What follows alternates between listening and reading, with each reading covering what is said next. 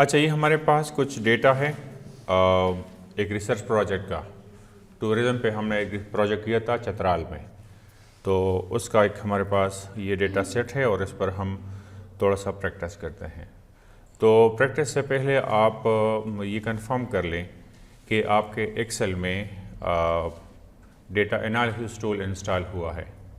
तो आप डेटा पे क्लिक करेंगे, तो डेटा पे क्लिक करने के बाद यहाँ पे कोई वो नज़र नहीं आ रहा डेटा एनालिसिस, तो यहाँ पे डेटा एनालिसिस होना चाहिए। तो पहले आप एडेंस इंस्टॉल करेंगे अपने एक्सेल में। उसका तरीका ये है कि आप फाइल पे क्लिक करें और आप ऑप्शंस पे क्लिक करेंगे, ठीक है, और फिर आप एडेंस पे, और एडेंस के बाद गो, और यहाँ पे एनालिसिस टूल पे इसको आप चेक करेंगे और ओके करेंगे, तो अब यहाँ पे डेटा एनालिसिस आ जाएगा।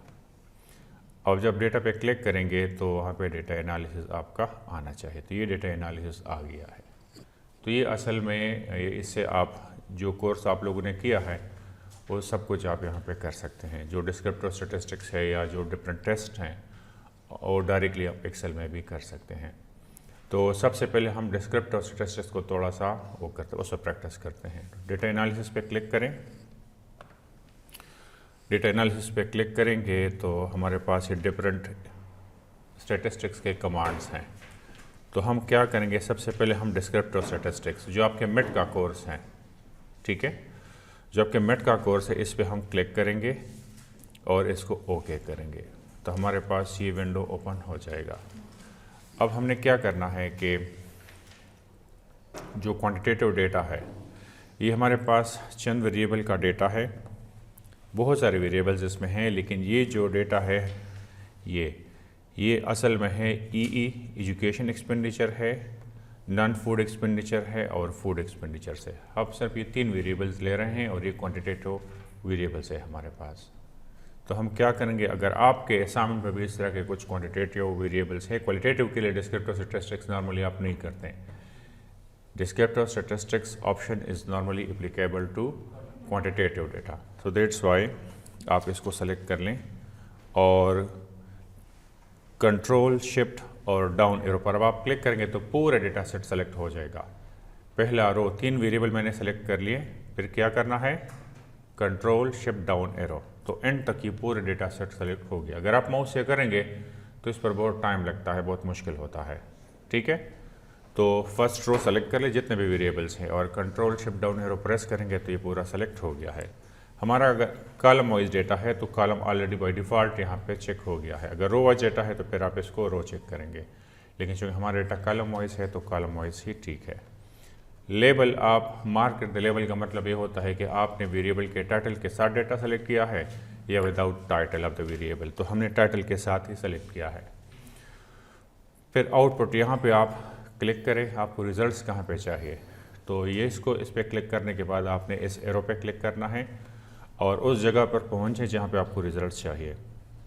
तो फर्ज किया हमें रिजल्ट्स चाहिए राइट हैंड साइड पे, तो स्क्रॉल को इस साइड पे ले आएंगे और हमें रिजल्ट्स चाहिए यहाँ पे क्लिक करेंगे 2-3 दफ़ा तो ये आपके पास पेज आ गया। यहाँ पे हमें रिजल्ट्स चाहिए तो यहाँ पे क्लिक करें, क्लिक किया, अब आप ओके करेंगे तो सारे डिस्क्रिप्टिव स्टैटिस्टिक्स आपके आ जाएंगे। ओके, इसमें ये समरी स्टैटिस्टिक्स हमें चाहिए, कॉन्फिडेंस इंटरवल अगर आपसे कुछ चाहिए या क्वांटाइल डिसेल्स चाहिए या लार्जेस्ट स्मॉलेस्ट वैल्यू, तो हमें सिर्फ समरी स्टैटिस्टिक्स चाहिए, तो इसलिए हम इसको सिर्फ ही चेक कर रहे हैं। तो ये आपके रिज़ल्ट्स आ गए हैं। आप इस तरह करें कि इन सारे टाइटल को इस तरह सेलेक्ट कर लें और किसी एक यहाँ पे डबल क्लिक मारें तो ये एडजस्ट ऑटोमेटिकली हो जाएगा, ठीक है। फिर हम क्या करते हैं कि इसको 2 डिजिट पे ले आएँ, जितने भी आपके वेरिएबल्स हैं इसको सेलेक्ट कर लें। चलिए इस तरह भी ठीक है। अब इसका मतलब क्या है, देखिए ये आपका फर्स्ट वेरिएबल है एजुकेशन एक्सपेंडिचर, ये उसका मीन, ये स्टैंडर्ड एरर, ये मीडियन, मोड, सब कुछ जितने भी हमने मैनुअली कैलकुलेट किए थे एक क्लिक से सारे आ गए हैं। ये सब कुछ हमने किया है लेकिन मैनुअली किया था, अब कंप्यूटर से कर रहे हैं। ये दूसरा वही सेम चीज़ें हैं, ये सारे डिस्क्रिप्टिव स्टैटिस्टिक्स हैं, सारे डिस्क्रिप्टिव स्टैटिस्टिक्स हैं, लेकिन नॉन फूड एक्सपेंडिचर के लिए इनकी वैल्यूज़ ये हैं। और ये आपके पास फूड एक्सपेंडिचर है और इनकी वैल्यूज़ ये है। अब आपको पता है कि एवरेज क्या शो करता है, स्टैंडर्ड एरर या standard deviation for sample data ये क्या शो करता है, मीडियन क्या शो करता है, mode, standard deviation, variance, kurtosis, skewness, इसके रेंजेस क्या है, इसकी मैक्सिमम वैल्यू, इसकी मिनिमम वैल्यू। आंसर 0 आ जाए तो क्या होता है, प्लस साइड पे आंसर आ जाए, नेगेटिव साइड पे आ जाए, तो ये सारे डिटेल्स ऑलरेडी हमने कर लिए हैं। अब आपके पास ये सारे रिजल्ट्स आ गए हैं तो they are self explanatory. Self explanatory in the sense के आपको ये सारी चीज़ें आते हैं, average, median, mode, dispersion, skewness, kurtosis, ये सारी चीज़ें हमने मैनुअली की है। तो इन वैल्यूज़ को देकर आप इसको इंटरप्रेट कर सकते हैं। ठीक है, तो ये तो सिर्फ डिस्क्रिप्टिव स्टैटिस्टिक्स हो गए। तो अगर आप एक एक वेरिएबल के लिए मैनुअली करेंगे तो आप अंदाज़ा लगा लें कि कितना टाइम खर्च होगा इस पर, लेकिन यहाँ पे इस पर इतना ज़्यादा टाइम खर्च नहीं होगा। ठीक है, ये काउंट का मतलब है कि ये टोटल 204 ऑब्जर्वेशंस हैं हर एक वेरिएबल के 204। हमने 204 फैमिली से एक्चुअली डेटा कलेक्ट किया है, तो इसलिए हर एक ऑब्जर्वेशन आपको नज़र आ रहा है कितना, 204। ठीक है, ओके। इसके बाद दूसरा कमांड है, आप फिर से जाएं डेटा एनालिसिस पे। तो अगर आप डेटा एनालिसिस पे जाएंगे तो और बहुत सारे कमांड्स हैं, देख लें इसको। डेटा पे क्लिक करें, डेटा पे क्लिक करेंगे तो हमारे पास ये है डेटा एनालिसिस। ठीक है, और इसके अलावा जो है कोरिलेशन आप चेक कर सकते हैं। कोरिलेशन जो टॉपिक्स हमने मैनुअली नहीं करा है वो कंप्यूटर से हम डायरेक्टली कर लेते हैं। ठीक है, तो कोरिलेशन चेक करते हैं, इन तीनों वेरिएबल के बीच में कोरिलेशन क्या है, तो उसको थोड़ा सा डिस्कस करते हैं। ओके कर लें, तो फिर से आपको आपके जो वेरिएबल्स हैं उसको आप सेलेक्ट कर लें। वही 3 वेरिएबल्स हम सेलेक्ट कर रहे हैं, और जिसमें आपके पास है टोटल एक्सपेंडिचर, और नहीं ये वेरिएबल नहीं है, ये है education expenditure, non food expenditure और फूड एक्सपेंडिचर। तो कंट्रोल शिफ्ट डाउन एरो, तो आपका पूरा डेटा सेलेक्ट हो गया है। लेवल चेक करना होता है नॉर्मली। ठीक है, और आउटपुट जहाँ पे आपको रिजल्ट चाहिए आप इस एरो पे क्लिक करें और फिर से आप वहाँ पे चले जाएं जहाँ पे आप लोगों ने रिज़ल्ट स्टार्ट की है। अब यहाँ पे हमें दूसरा रिज़ल्ट चाहिए कोरिलेशन के, तो इसको ओके कर ले आप। तो ये हमारे पास 3 वेरिएबल्स हैं और कोरिलेशन के रिज़ल्ट्स आ गए हैं। तो देखिए एजुकेशन के साथ कोरिलेशन या एसोसिएशन 1 है। हर एक वेरिएबल का अपने साथ एसोसिएशन क्या होता है, 1। इसी तरह नॉन फूड एक्सपेंडिचर का नॉन फूड एक्सपेंडिचर के साथ क्या है, 1 है। इसी तरह फूड एक्सपेंडिचर का फूड एक्सपेंडिचर के साथ क्या है, 1 है। तो असल में क्रॉस वेरिएबल की कोरिलेशन आपने चेक करनी है। सबसे इम्पोर्टेंट चीज़ क्या है, cross variable. For example non food expenditure का एजुकेशन एक्सपेंडिचर के साथ ये 0.11 है। फिर फूड एक्सपेंडिचर का एजुकेशन एक्सपेंडिचर के साथ वैल्यू ये है, और फूड एक्सपेंडिचर का नॉन फूड एक्सपेंडिचर के साथ वैल्यू ये है। अब इन वैल्यूज़ का मतलब क्या है, पहले बात तो ये है कि ये वैल्यू नेगेटिव भी हो सकते हैं, पॉजिटिव भी हो सकते हैं। अगर नेगेटिव है तो इसका मतलब ये है कि नेगेटिव एसोसिएशन है बिटवीन 2 वेरिएबल्स। अगर पॉजिटिव वैल्यूज़ आ गए हैं तो पॉजिटिव एसोसिएशन है। तो इन दोनों वेरिएबल्स में हमारे पास क्या है, पॉजिटिव एसोसिएशन है, क्योंकि तीनों की वैल्यूज़ पॉजिटिव है। दूसरी बात, अगर ये वैल्यू 0 के करीब है तो एसोसिएशन वीक है, अगर ये 1 के करीब है तो एसोसिएशन स्ट्रांग है। बात समझ में आ रही है? तो ये सारे वीक है। इसमें सिर्फ ये फूड एक्सपेंडिचर का नॉन फूड एक्सपेंडिचर के इसका कोएफिशिएंट थोड़ा सा अच्छा है, बड़ा है, मतलब 1 के करीब है। बाकी ये भी कम है और ये भी कम है। तो जितना कोरिलेशन, इसको पियर्सन कोएफिशिएंट ऑफ कोरिलेशन कहा जाता है, जितना ये 0 के करीब होता है उतना ही ये वीक होता है एसोसिएशन या कोरिलेशन। कोरिलेशन का मतलब ये है कि इंटरडिपेंडेंट रिलेशनशिप। ठीक है, और जितना ये 1 के करीब होता है उतना ही ये स्ट्रांग कोरिलेशन होता है। और नेगेटिव का मतलब ये है कि अगर एक इंक्रीज़ होता है तो दूसरा डिक्रीज़ हो रहा है। पॉजिटिव का मतलब ये है कि अगर एक इंक्रीज़ हो रहा है तो दूसरा भी इंक्रीज़ हो रहा है। जिस तरह अगर आप स्टडी के लिए आवर्स बढ़ाएंगे तो सोशल मीडिया और स्लीपिंग के लिए आपके पास आवर्स कम पड़ जाएंगे। ठीक है, तो इसमें नेगेटिव एसोसिएशन है। इसी तरह रेनफॉल और टेम्परेचर, इसमें जो है नेगेटिव एसोसिएशन है। लेकिन जैसा दलाब सप्लाई है, प्राइस में अगर इजाफा होता है तो सप्लाई में भी इजाफा होता है। तो इसमें पॉजिटिव एसोसिएशन है, ठीक है। या एज के साथ साथ एक्सपीरियंस बढ़ता है, तो एज और एक्सपीरियंस में क्या है, पॉजिटिव एसोसिएशन है। तो this is all about the correlation. Correlation क्या होता है, interdependent relationship between two variables. ये नेगेटिव भी हो सकता है, ये पॉजिटिव भी हो सकता है। अगर ये 0 के करीब है तो ये वीक एसोसिएशन होता है, अगर 1 के करीब है तो स्ट्रॉन्ग एसोसिएशन होता है। That's it. तो ये दूसरा एक्सरसाइज था जो हमने कर लिया है। Let us turn to the third exercise. अच्छा, फिर इसके बाद अब फिर से आप जाएं डेटा एनालिसिस पे जाएं। डेटा एनालिसिस पे जाएंगे तो हमारे पास और कमांड्स भी हैं। जिस तरह हमारे पास है एनोवा टेस्ट हमने अप्लाई किया था, तो हमने वो 1 वे एनोवा भी किया था, हमने 2 वे एनोवा भी किया था, ठीक है। तो पहले हम 1 वे एनोवा ट्राई करते हैं। 1 वे एनोवा का मतलब ये है कि अक्रॉस रोज या अक्रॉस कॉलम्स हम इक्वलिटी टेस्ट करते हैं कि ये इक्वल है या इक्वल नहीं है। तो इसको 1 वे एनोवा को सिंगल फैक्टर एनोवा भी कहा जाता है। तो पहले सिंगल फैक्टर एनोवा कर लेते हैं। तो सबसे पहले आप डेटा सेलेक्ट कर लें। तो इनपुट रेंज का मतलब है कि डेटा, इस एरो पे क्लिक करेंगे आप और आप डेटा सेलेक्ट कर लें। जिस तरह पहले आपने डेटा सेलेक्ट किया था बिल्कुल उसी तरह आप भी डेटा सेलेक्ट कर लें। तो ये हमारे पास वही 3 वेरिएबल्स हैं। तो इसका मतलब है कि असल में हमारे पास 3 पॉपुलेशंस हैं। हमने 3 पॉपुलेशन से ये 3 सैम्पल्स लिए हैं। फॉर एग्जांपल ये बड़े बड़े सैम्पल्स हैं। हम जब सैम्पल ले रहे थे तो छोटे हमारे पास सैम्पल थे, लेकिन यहाँ पे सैम्पल्स क्या है, बड़े हैं। तो इन तीनों डेटा को सेलेक्ट कर लें, ठीक है। सेलेक्ट कर लिया। अब हमने क्या करना है, अब हमने जाना है वहाँ पे हमारा कॉलम वाइज डेटा है, तो हम कॉलम वाइज में इनइक्वलिटी टेस्ट कर रहे हैं। हमने टाइटल के साथ वेरिएबल सेलेक्ट किया है, तो लेवल आपने चेक करना है। हम लेवल ऑफ सिग्निफिकेंस कितना ले रहे हैं, 5%। लेकिन हमारे पास 3 टेबल थे, हमारे पास हम इसको 2.5% भी रख सकते हैं, हम इनको 1% भी रख सकते हैं। Again note that this is use for quantitative data, ये क्वालिटेटिव डेटा के लिए नहीं है। अब जितना भी हम एनालिसिस कर रहे हैं ये सारा एनालिसिस क्वांटिटेटिव डेटा के लिए है। अब इसके बाद आपने आउटपुट रेंज को मार्क करना है और रिजल्ट्स आपको एनोवा के कहाँ पे चाहिए। तो रिजल्ट्स के लिए आपको फिर उसी स्लाइड राइट हैंड साइड पे जाएं और सीक्वेंस में ये सारे रिजल्ट जो हैं आप रिपोर्ट करते जाएं। तो हमने कोरिलेशन किया, हमने descriptive statistics. Now we want to turn to the single factor ANOVA. तो हमें रिजल्ट चाहिए यहाँ पे चाहिए, तो यहाँ पे मैंने क्लिक किया और अगर आप ओके करेंगे तो आपके एनोवा के रिजल्ट्स आ जाएंगे। तो ये आपके एनोवा के रिजल्ट्स आ गए हैं सारे, और इसमें एनोवा टेबल भी है और वही सारे सम ऑफ स्क्वायर जितने भी चीज़ें हमने वहाँ पे कैलकुलेट किए थे वो सारे यहाँ पे आपको नज़र आ रहे हैं।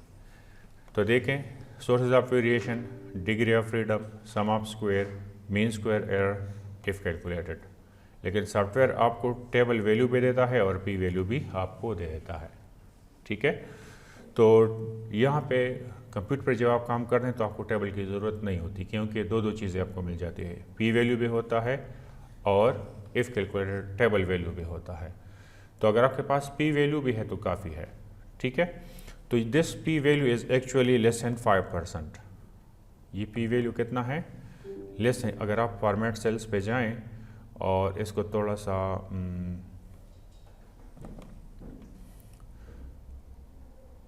फॉर्मेट सेल्स पे जाएं और 2 डेट्स पे ले आएँ, तो this is almost, this is 0।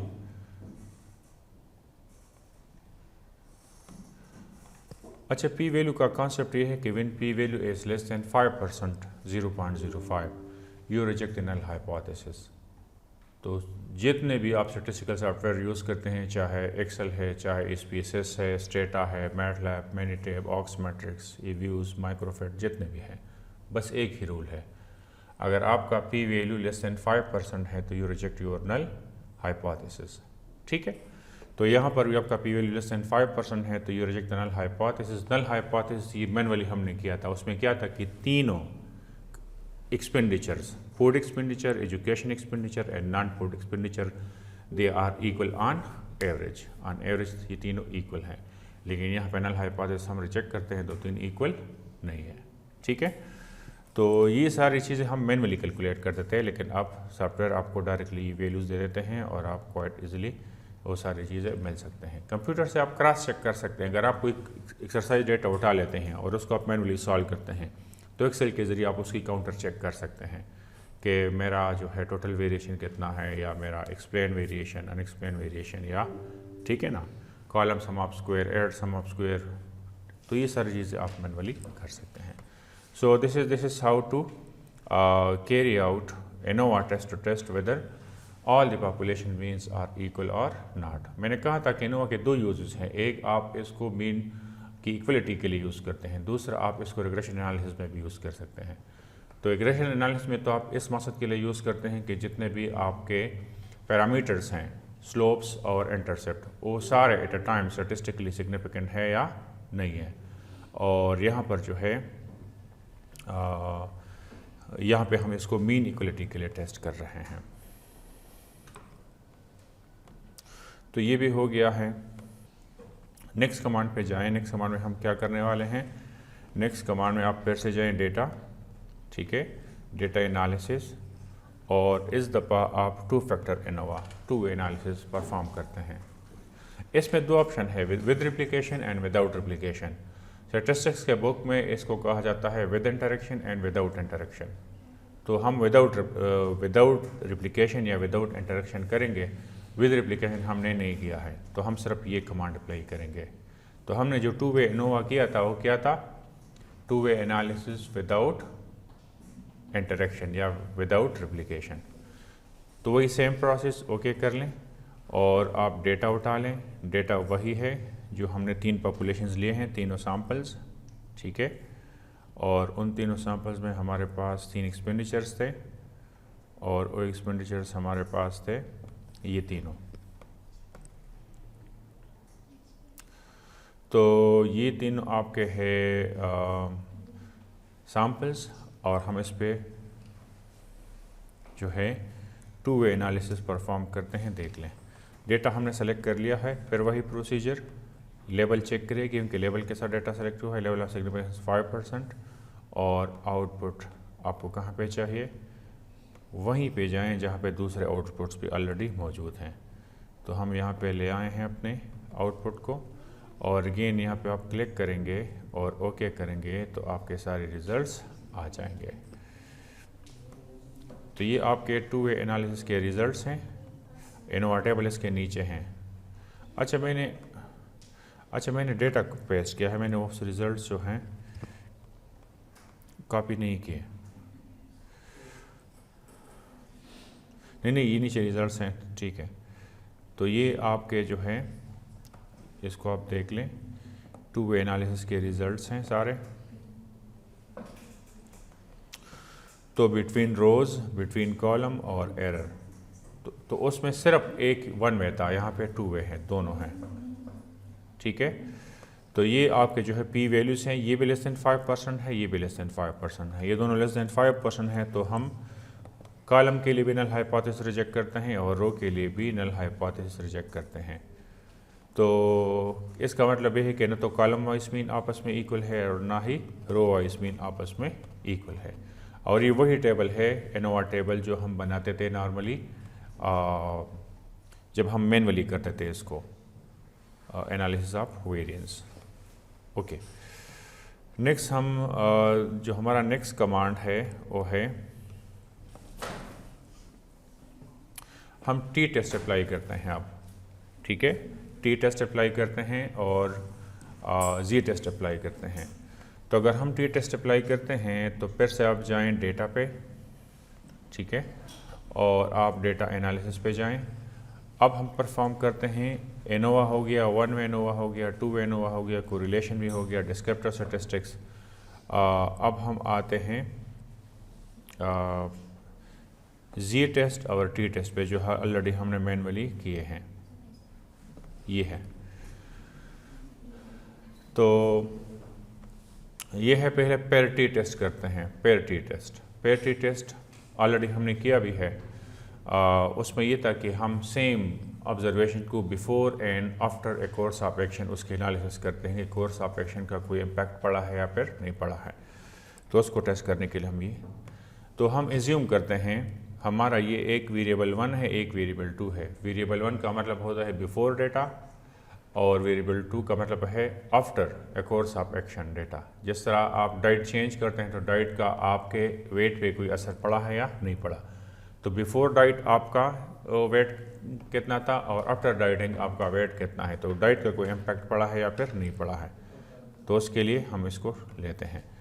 तो अगर हम एज्यूम कर ले कि एक हमारे पास बिफोर डेटा है, एक after, suppose non food expenditure before data है, ये तो नन फूड एक्सपेंडिचर ये बिफोर डेटा तो है नहीं, लेकिन हम इसको एज सेम वेरिएबल कंसिडर करते हैं कि ये बिफोर डेटा है, फर्ज कर लें। और दूसरा डेटा जो आपका है वो है आफ्टर डेटा। आफ्टर डेटा आपका ये दूसरा है नन फूड एक्सपेंडिचर। एक आपका फूड एक्सपेंडिचर है तो दूसरा आपका नन फूड। तो ये फूड एक्सपेंडिचर ये आफ्टर डेटा कंसिडर कर लें, लेवल चेक कर लें और आप ज़ीरो टेस्ट कर लें कि दोनों में कोई फ़र्क नहीं है, ये डाइट का कोई इम्पैक्ट नहीं पड़ा है। बिफोर एंड आफ्टर में उनका एवरेज कितना है, 0। आउटपुट रेंज, तो आउटपुट रेंज फिर से वहाँ पर जाएं और सपोज हमें यहाँ पे रिजल्ट्स चाहिए, हमें यहाँ पे रिजल्ट्स चाहिए। तो ये आपका पैरिटी टेस्ट अप्लाई हो गया है, ठीक है। और आप देख सकते हैं कि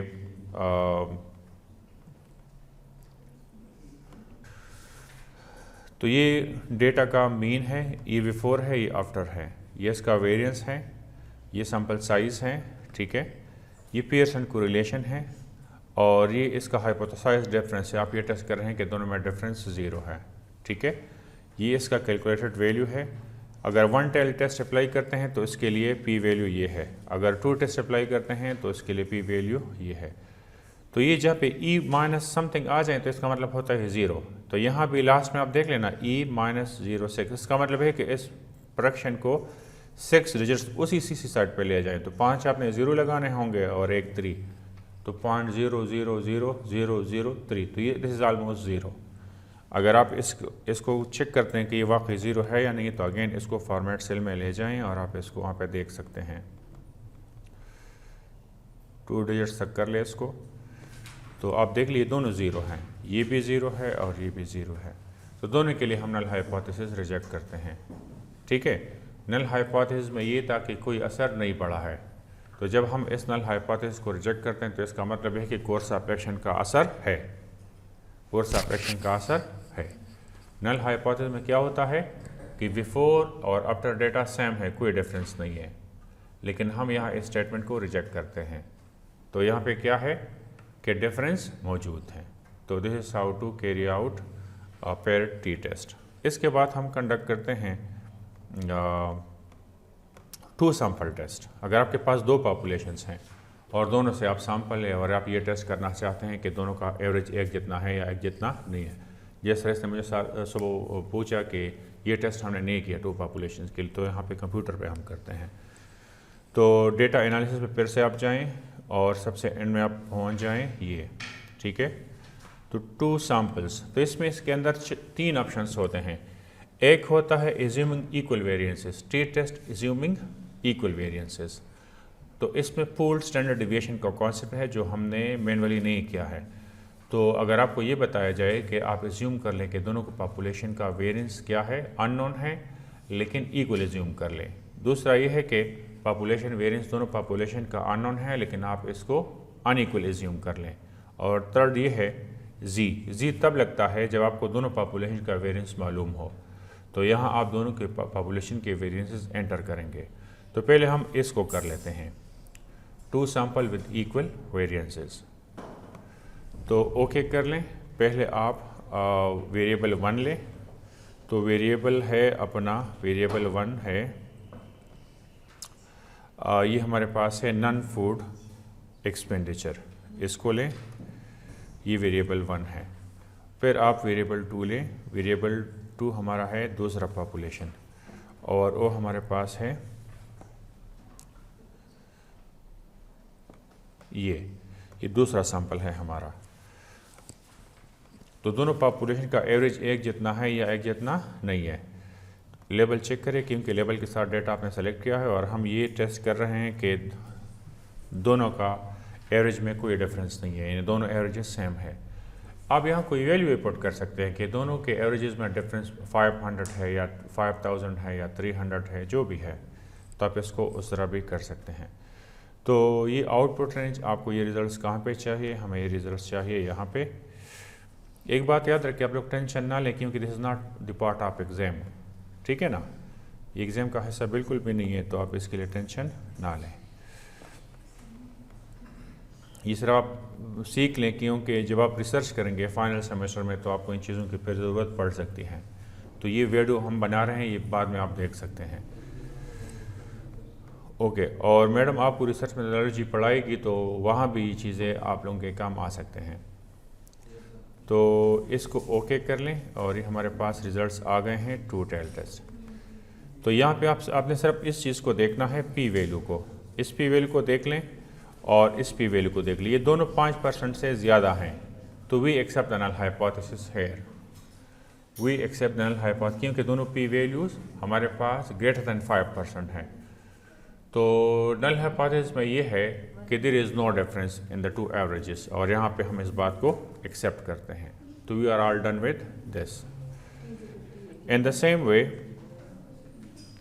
अगर आप जो है इसका दूसरा वेरिएंट अप्लाई कर लें तो हम इसको कर सकते हैं। दूसरा टेस्ट अप्लाई कर लें, इज्यूमिंग अनइक्वल वेरिएंसेस, तो इसका प्रोसीजर भी 100% सेम है, हम इसको दोबारा नहीं कर रहे हैं। लेकिन ये तीसरा जो है, इसको हम ट्राई कर लेते हैं, जी टेस्ट। इसके लिए पॉपुलेशन वेरिएंसेस का नोन होना ज़रूरी है, तो हम इसमें हाइपोथेटिकली अपनी तरफ से कुछ वेरिएंस डालेंगे, हम एज्यूम करेंगे कि पॉपुलेशन के वेरिएंसेस ये हैं। तो देख ले इसको, यू नीड वेरिएबल 1, वेरिएबल 1 आपका है ये,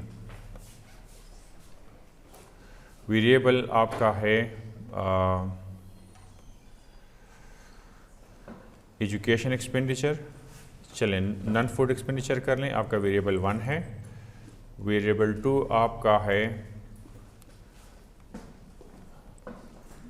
ये वेरिएबल, अगर एक नॉन फूड है तो दूसरा फूड एक्सपेंडिचर हो जाएगा, तो ये आपका दूसरा वेरिएबल। और इसी तरह हाइपोथेसाइज्ड डिफरेंस हम 0 टेस्ट कर रहे हैं। नॉन वेरिएंस एक का है फॉर एग्जांपल 5000 और दूसरे का पॉपुलेशन वेरिएंस है 6000। लेवल चेक कर लें और आउटपुट रेंज आपको जहाँ पे ये सारे रिजल्ट्स चाहिए तो आप इसको वहाँ पे ले जाएं और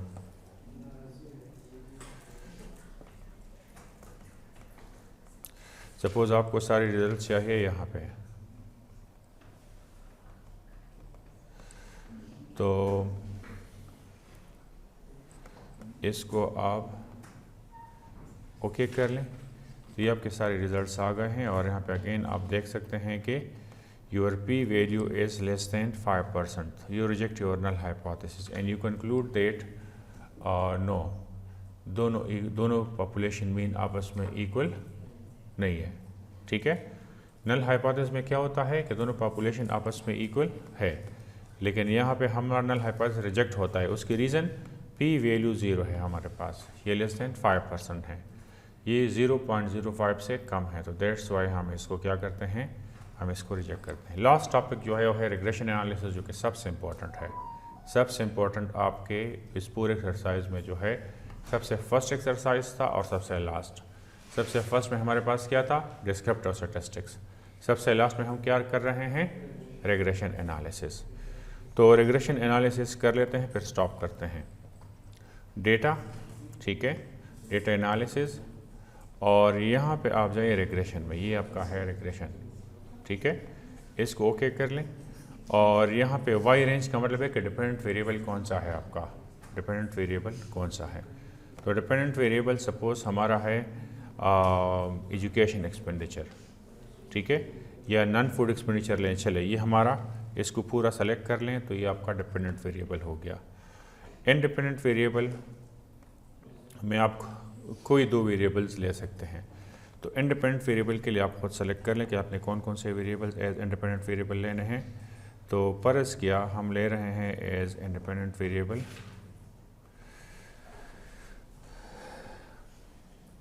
लिटरेसी प्रोपोर्शन। चले ये वेरिएबल्स लें, ये काफ़ी हैं। ये 3 वेरिएबल्स हमारे इंडिपेंडेंट वेरिएबल्स हैं। इसको प्रॉपरली सेलेक्ट कर लें और आउटपुट रेंज भी आपको चाहिए, लेवल भी चेक कर लें, कॉन्फिडेंस लेवल, इसमें कॉन्फिडेंस लेवल भी ऑटोमेटिकली कंस्ट्रक्ट होता है और कॉन्स्टेंट 0 नहीं है, इंटरसेप्ट मौजूद है हमारे डेटा में। और इसके अलावा जो है और कोई चीज़ नहीं है, बस dependent variable, independent variable. Dependent variable एक होता है, इंडिपेंडेंट वेरिएबल आप सारे एक साथ सेलेक्ट कर लें और लेवल आप मार्क कर दें और फिर आपको आउटपुट रेंज, आपको रिजल्ट्स कहाँ पे चाहिए, आपको रिजल्ट्स चाहिए यहाँ पे देख लें। तो सबसे एंड में फिर आ जाएं आप और ये आपके हैं, ये आपके हैं रिग्रेशन रिजल्ट्स। इसको ओके कर लें तो ये आपका रिग्रेशन एनालिसिस हो गया है। ये सबसे लास्ट टॉपिक था जो हमने कवर किया था। इसमें आप देख लीजिए, इसमें आपका R² आ रहा है 0.03 यानी ऑलमोस्ट 4%। 4% वेरिएशन आपके डिपेंडेंट वेरिएबल में इन 3 वेरिएबल्स की वजह से आ रहे हैं, 4% वेरिएशन। तो this is a very very weak regression analysis, क्योंकि हमने कहा था कि एक स्ट्रॉन्ग रिग्रेशन के लिए आपका R² 1 के करीब होना चाहिए, 90%, 80%, 70% इस तरह। ठीक है, आपके ऑब्जर्वेशन टोटल कितने हैं ये, ठीक है। और इसके अलावा ये आपके सारे, ये आपका इंटरसेप्ट और बाकी आपके है स्लोप्स, ये आपके स्लोप्स हैं। इन दोनों का नेगेटिव इम्पैक्ट आता है, इसका और इसका, क्योंकि इनका साइन नेगेटिव है, सही है। और लास्ट वेरिएबल का इम्पैक्ट पॉजिटिव आ रहा है, सही है। अच्छा, इसमें स्टैटिस्टिकली सिग्निफिकेंट कौन सा है? इसमें सिर्फ फर्स्ट और लास्ट। आपका इंटरसेप्ट स्टैटिस्टिकली सिग्निफिकेंट है, उसकी रीज़न ये है कि इंटरसेप्ट का पी वैल्यू 5% से लेस है। और आपका सबसे लास्ट वेरिएबल जो है ये स्टैटिस्टिकली सिग्निफिकेंट है, क्योंकि इसका पी वैल्यू भी लेस दैन 5% है। बाकी मिड वाले जो 2 वेरिएबल्स है ये और ये स्टैटिस्टिकली इनसिग्निफिकेंट है, क्योंकि इसकी पी वैल्यू 5% से ज़्यादा है। ठीक है, तो बस यही था, ये हमने कर लिया है। इसके अलावा अगर आपके कोई क्वेश्चंस हैं तो आप पूछ सकते हैं।